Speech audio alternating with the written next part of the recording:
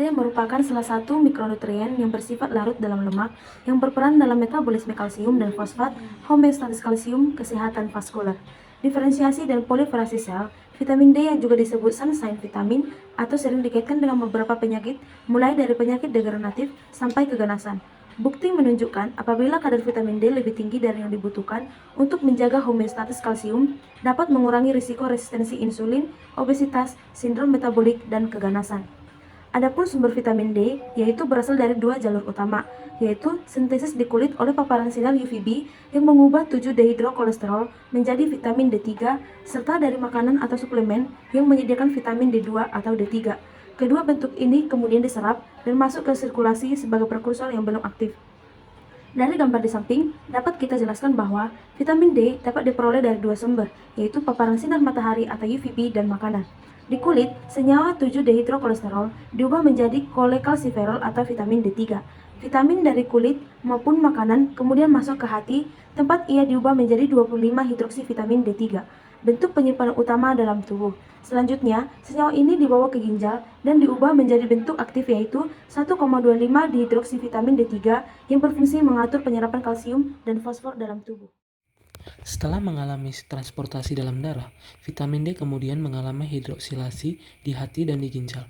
Tahap metabolik pertama terjadi di hati, di mana vitamin D mengalami 25 hidroksilasi oleh enzim CYP2R1 untuk menghasilkan 25 hidroksi vitamin D atau 25 OHD. Bentuk ini merupakan metabolit utama yang beredar dan digunakan sebagai indikator status vitamin D seseorang. Kemudian hidroksilasi kedua di ginjal dan jaringan lain. Metabolit 25-OHD kemudian hidroksilasi lebih lanjut oleh enzim CYP27B1 di ginjal untuk menghasilkan 1,25 dihidroksi vitamin D atau 1,25 OH2D, yaitu bentuk hormon aktif. Selain ginjal, beberapa jaringan seperti sel imun dan epitel juga mampu memproduksi bentuk aktif ini untuk kebutuhan lokal. Gambar ini menjelaskan alur vitamin D mulai dari pembentukannya di kulit oleh sinar UVB dan dari makanan, kemudian dibawa oleh FDBP ke hati untuk diubah menjadi 25 OHD, lalu diaktifkan di ginjal menjadi kalsitriol. Kalsitriol diatur oleh PTH FGF23 dan diuraikan oleh CYP24A1 bila berlebih. Vitamin D aktif bekerja melalui dua jalur, non-genomik atau aktivasi cepat reseptor membran dan sinyal sel, serta genomik atau ikatan dengan FDR-RXR di inti untuk mengatur ekspresi gen, sehingga mengontrol penyerapan kalsium, fosfat, dan fungsi metabolik tubuh. Lalu ada regulasi metabolisme vitamin D. Produksi hormon aktif ini diatur ketat oleh faktor hormonal seperti PTH, yaitu hormon paratiroid, kalsium, fosfat, dan FGF23. PTH ini meningkatkan aktivitas CYP27B1, sedangkan kadar kalsium dan fosfat yang tinggi, serta FGF23 itu menurunkan produksi kalsitriol untuk menjaga keseimbangan mineral tubuh. Katabolisme untuk mencegah toksisitas.